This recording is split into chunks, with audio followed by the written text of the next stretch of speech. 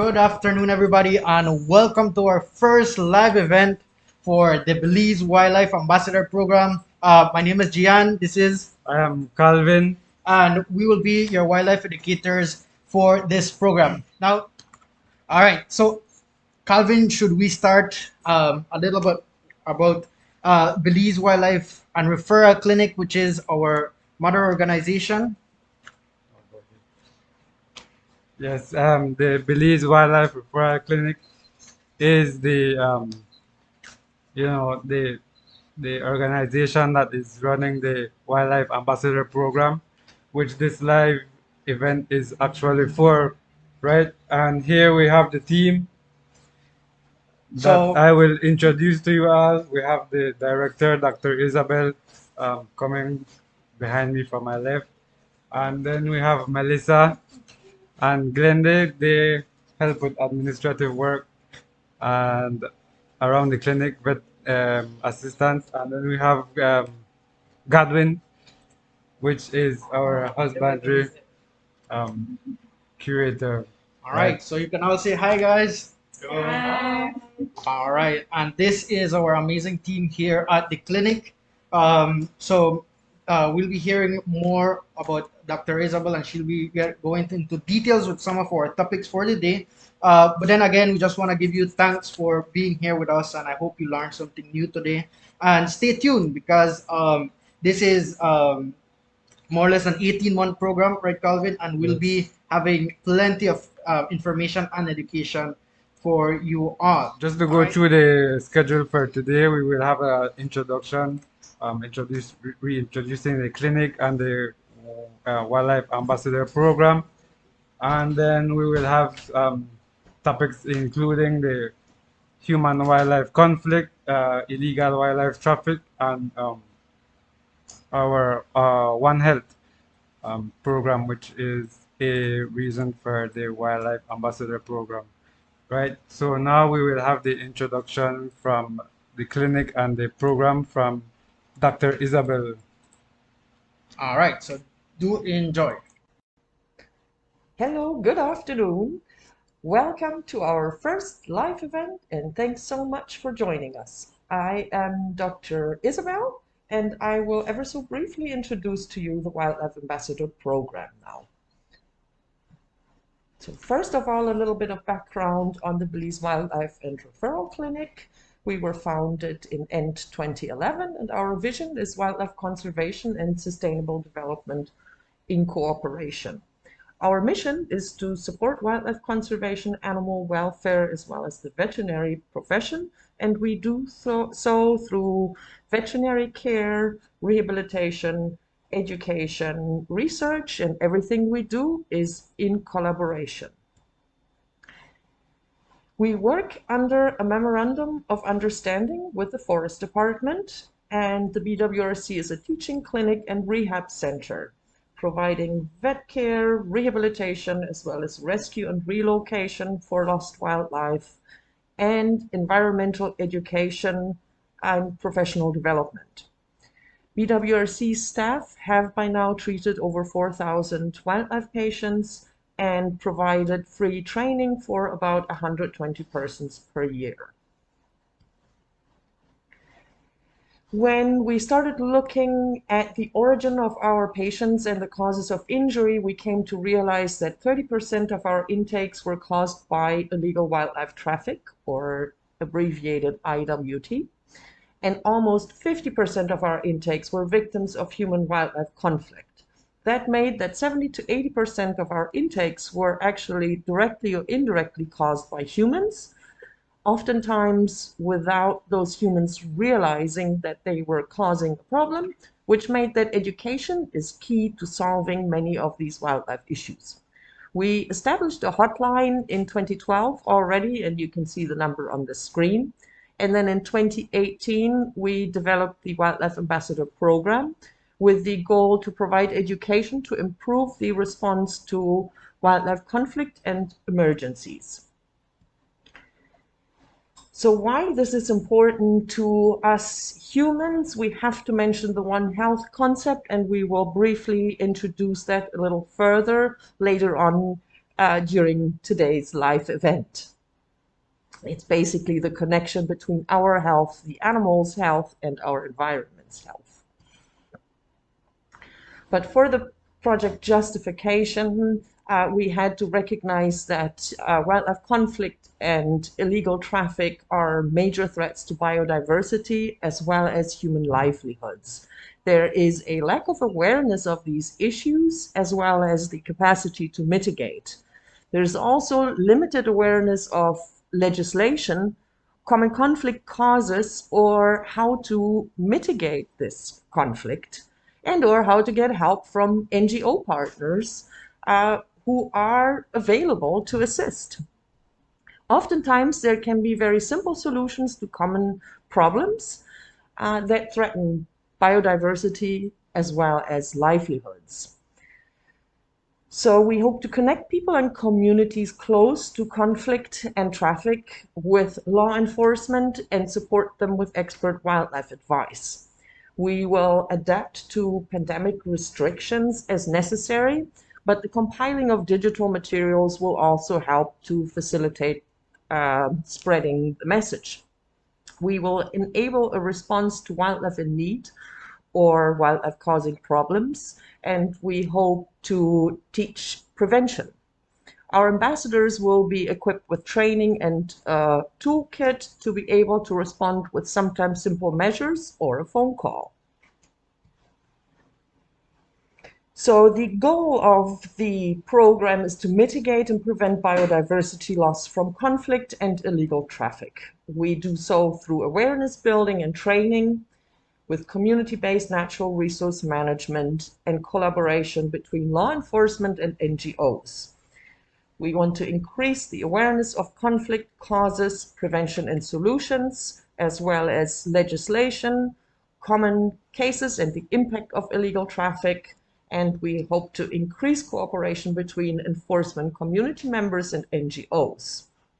This will support an effective and timely response, also with the help of the veterinary services, the emergency hotline, and rehabilitation services provided by the Belize Wildlife and Referral Clinic. So the activities of this project will be to, first of all, train 2 educators who you're meeting today, then to hold workshops in basic identification of wildlife, basic legislation, conflict cases, as well as non-lethal resolutions. We hope to reach over 10,000 members of the general public through social media events and videos, and to provide up to 1,000 individuals with an in-person training and a toolkit. So our intended result is to have trained and equipped community ambassadors who cooperate to decrease human-wildlife conflict and illegal wildlife traffic. We also hope for an increased awareness in the general public and an improved response to wildlife emergencies, conflict, and crime. On the right here, you see actually one of the pocket guides of that toolkit, and we would like to also already refer you to our website where you can find more information about this. So our hope is that humans will, first of all, realize the benefit of reducing and preventing conflict in their own interest, and that, of course, our participants care about their own health as well as the health of their families. And once understanding the link between the health of environment, wildlife, and humans, this will facilitate cooperation. We also assume that participants want to learn and respect legislation and want to reach sustainability and realize the importance of proper wildlife management. So how to get involved? First of all, we will start and contact the participants of the 2018 workshop, and we are also looking for further community ambassadors. There will be monthly live sessions and weekly posts, and we will set workshop schedules for 2022. Our conservation partners are invited to join in person or to contribute messages, and we hope that our stakeholders will benefit from receiving a free training that will benefit them in securing their livelihood. So please email us if you're interested in joining. Stay tuned for quizzes and games to follow. And yeah, here our goal for our patients is certainly, whenever possible, release back into the wild. Our ultimate goal is creating coexistence between humans and wildlife. And this is the end of this first presentation. Please message us with any questions, email us, and let us know what you'd like to learn. Thank you. Up first, we're gonna get right into it, and one of the first mentions that we have here is our 24-hour hotline. And what is this hotline for? And like we said, it's 24 hours. It's running day and night, and we know there can be emergencies when it comes to wildlife. If you have any specific thing that you are having trouble around your house, you have any critters, please call us for advice. Sometimes it can be more complicated than it seems, and sometimes we might think the critters need help, but they actually don't. So please give us a call if you have any doubt about this. Our numbers are on screen: 615 51 59 and 632 257. So please do give us a call if you ever have or encounter any issues with wildlife around you. Right, so that is our hotline. And without further ado, we're just gonna go straight into the first educational topic for today. And these are small little um, introductions, I would say, to what we will be teaching in the future under our workshops and trainings. And we will obviously get into more detail when it comes to that. Right? But the first one for today is called um, Living with Wildlife, and we will have Calvin doing that one for us today. All right, so take it away, Calvin. So yes, living with wildlife, we do realize that we as a community, as humans, the population is growing, right? And with growing population, there is also more development. And because of the development, we need more space. So we move on into the natural environment where these wildlife live, right? And then while we sometimes we may look forward to interactions we have with them, sometimes they cause conflicts in what we call our space. And all this can either be avoided or um, a solution could be found, right, to let these things not happen. But when talking about living with wildlife, we must realize that for them to have a for humans and wildlife to have a positive relationship, we must respect our environment, and respecting our environment includes the wildlife that live within it and the environment itself and the processes within the environment. And secondly, we must be tolerant and understanding of these animals because they don't know what's best for them. They could just be looking for they are opportunistic, and they just want to find food and somewhere to live, right? So we must understand that it is not necessarily their fault for being in our space. And thirdly, in cases of conflicts that arises with these wildlife, we must find solutions that are non-lethal to them and the ones that cause least harm to wildlife, us, and to the environment, right? So now that I have mentioned the human-wildlife conflict, Gian will be talking to you more about this topic. So the human wildlife conflict, as its names imply, right, is simply when humans and wildlife compete for food or living and nesting space. All right, so let me just quickly get that screen out of your way.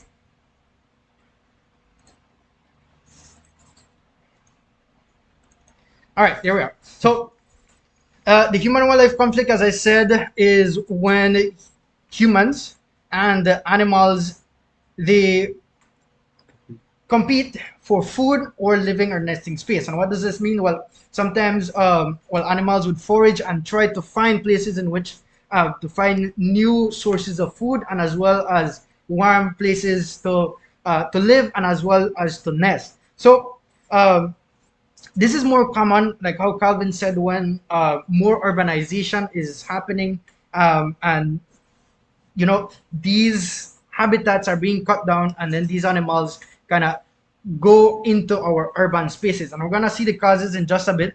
But we have some common human wildlife species in Belize, and the most common and most alarming one we have there is the jaguar, right?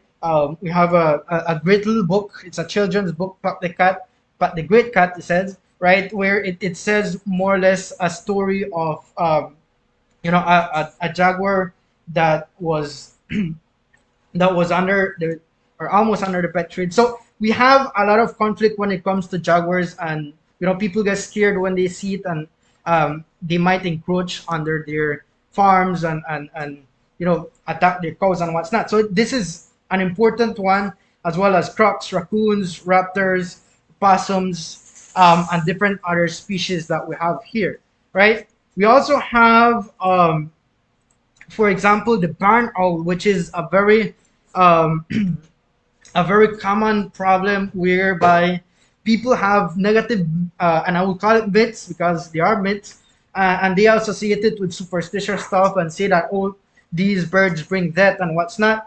And while we have to respect most of the religious and superstitious beliefs, but in this case, there's no scientific background to prove that these birds would bring some type of doom like that. So these birds are just foraging, and they like dark and warm spaces. They would make their nests usually in attics and what's not. So definitely those are common myths there. Now, so why those human wildlife conflict happen? Well, like I mentioned, the main one is due to their habitat loss, right? More and more we're losing forests, and the more forests that we lose, the less habitat that we have for these species. So they eventually encroach into our spaces, and well, it's actually nature spaces, but they come closer to where we live, and then that is where that human wildlife conflict starts to arise, right? So feeding is another thing that is super common. We either feed them accidentally or purposeful, right? And right off the back, feeding wildlife, even though we might feel sorry for them, it's not something that is advised, because then the animals get habituated to us, and they see us as a food um, source, and then that could cause a whole bunch of problems. You can also accidentally feed them, like you see that little trash can that is there. If you don't secure your trash can and you leave your trash all over the place, then the actual the actual animals would come and try to find food within your trash cans, right? So it is important to take care of that. And then, as a whole, how to prevent it, sorry, is finding out the source, right? If it's trash that bringing animals to your yard, then take care of that trash. If it's open spaces, for example, we call it available space. We have, for example, cracks in your wall or open attics. Deal with that immediately, and so that to avoid it, right? And last thing there is education. Find out the common species around you and their behavior, how they act, so that you are able to eliminate that problem once and for all, right? So that is the human wildlife conflict, and that brings more or less the end of that small little section of education right there. So coming up next, we have the third Topic for today. the third educational topic for today, which will be done by Calvin once more, and that is illegal wildlife traffic, right? And it may be more common than we actually know it.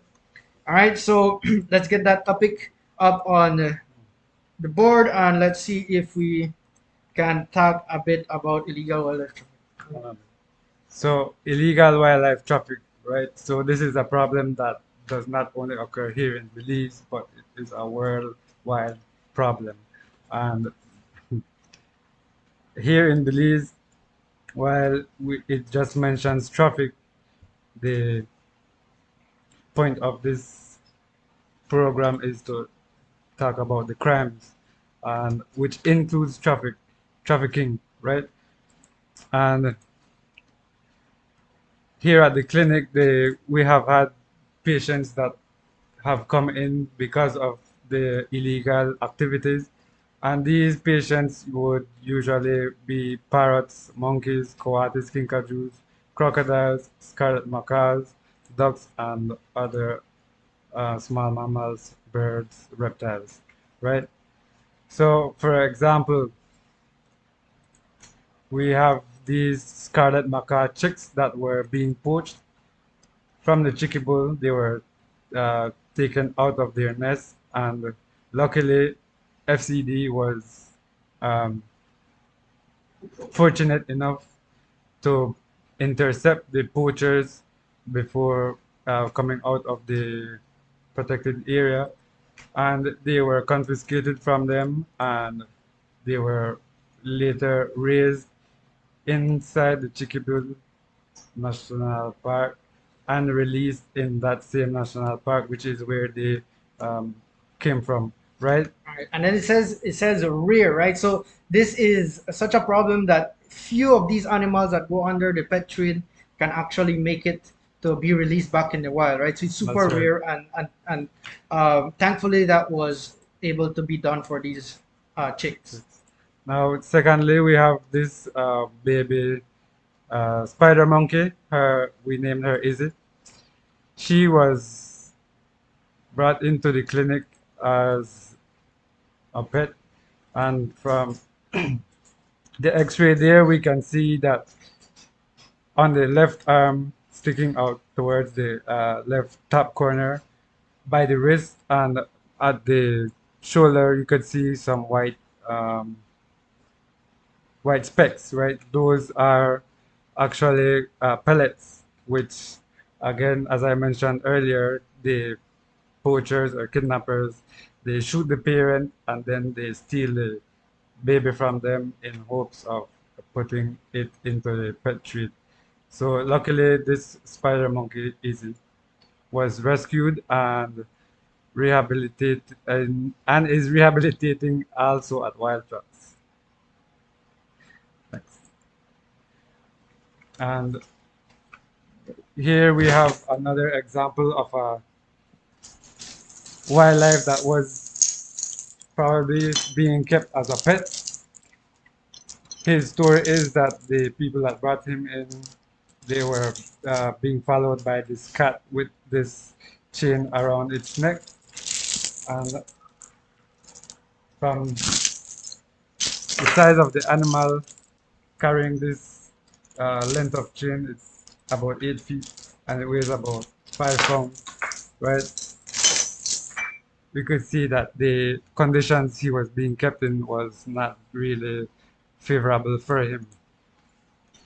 And then we have this other example of another wildlife crime that does occur.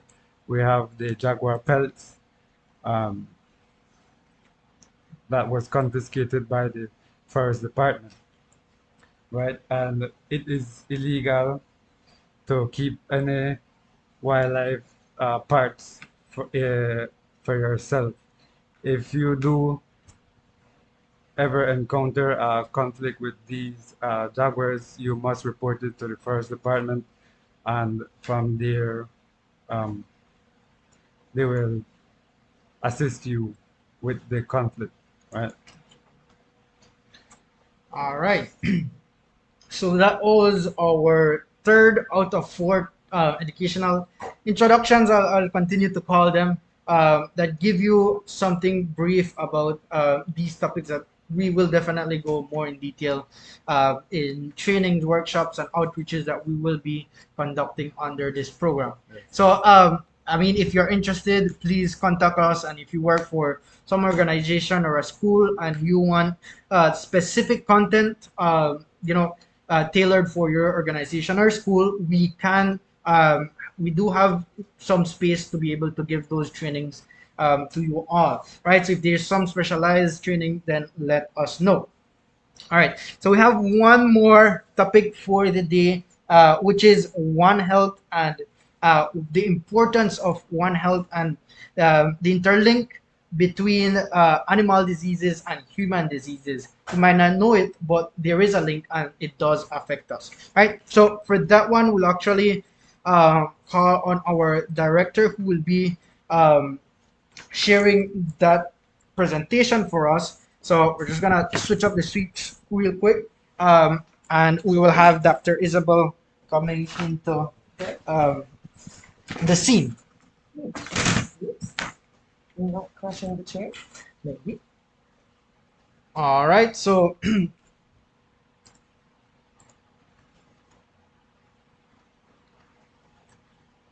we have One Health and the importance. All right, thank you so much. Thanks again to our audience for joining us. And this just as a very, very brief introduction of this concept, so-called One Health. So what it means is we are all connected, particularly our health. Back.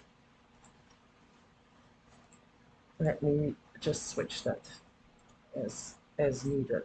Backwards.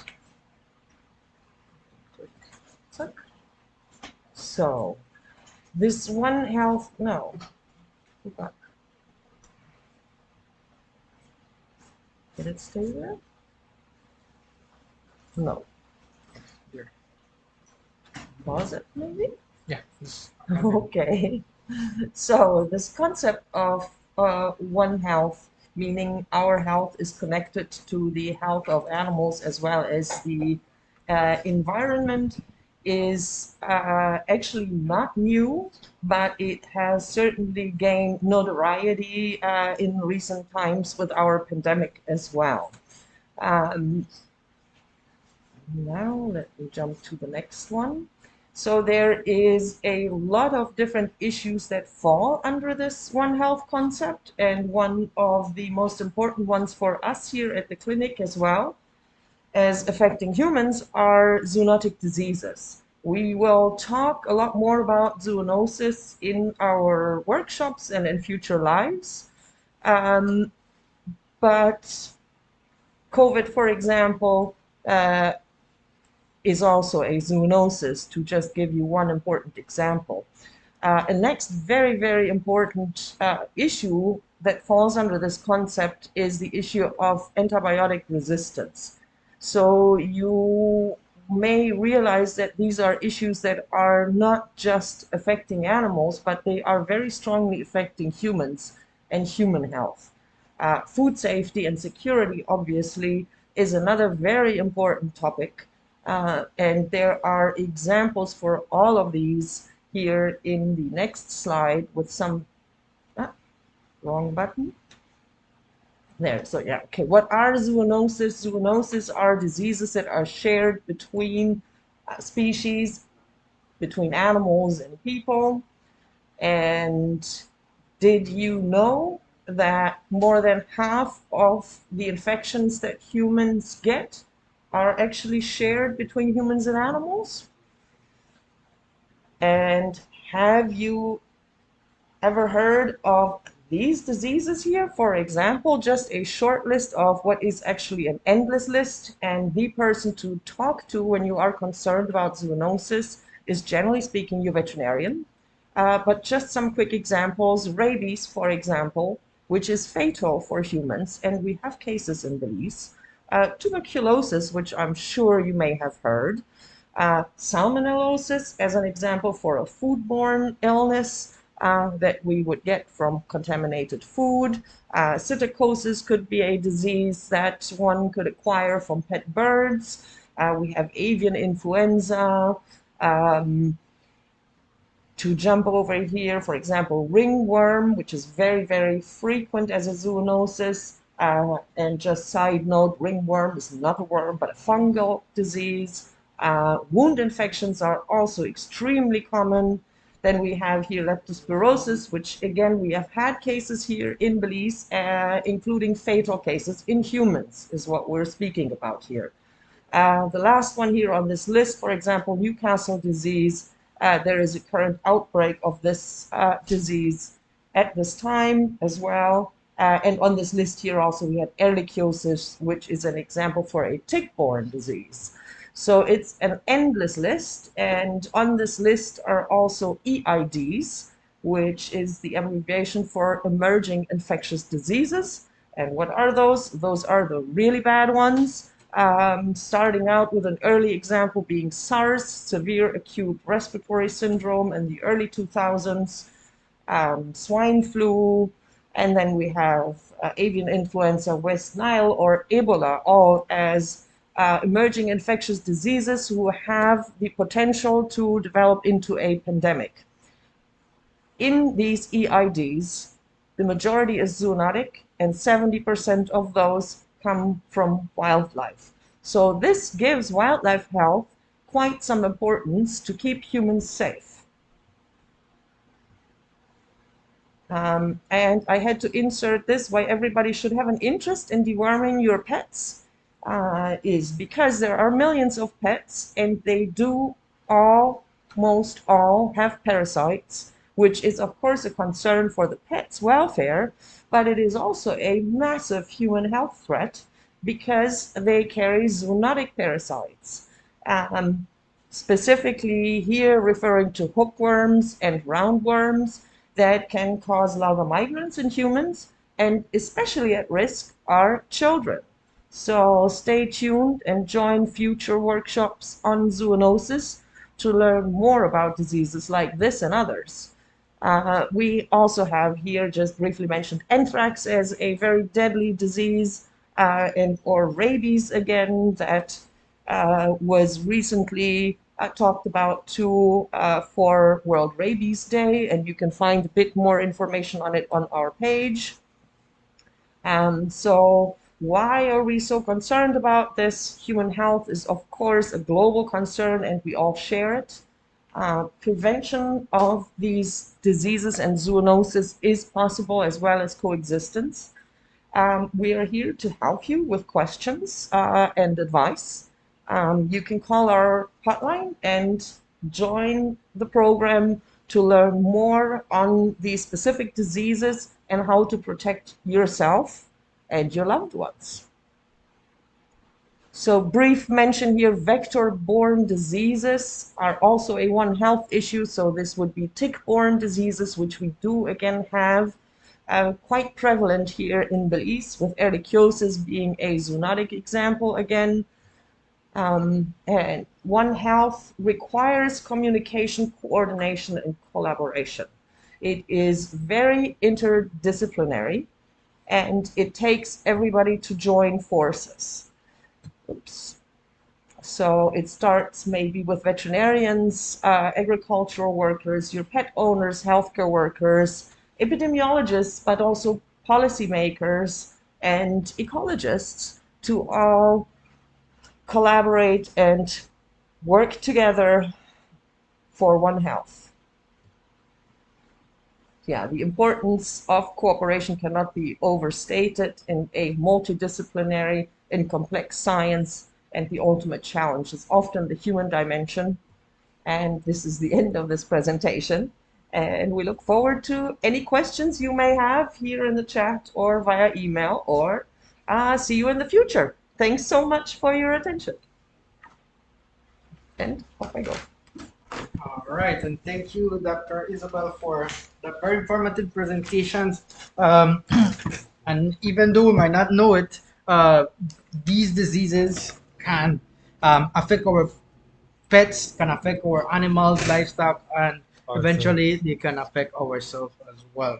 So thank you, Dr. Isabel, and certainly enough, you will be hearing more about these topics and how important they are. Information if you're interested in the program, Belize Wildlife Ambassador Program, there is where you will get more info and all these things will go through there. And please do like us on Facebook, follow us on Instagram. We probably don't have TikTok and YouTube going, and maybe we'll get that reactivated soon. But do follow us for more information. Right, we will have really interesting content coming up. So please follow us on all social media.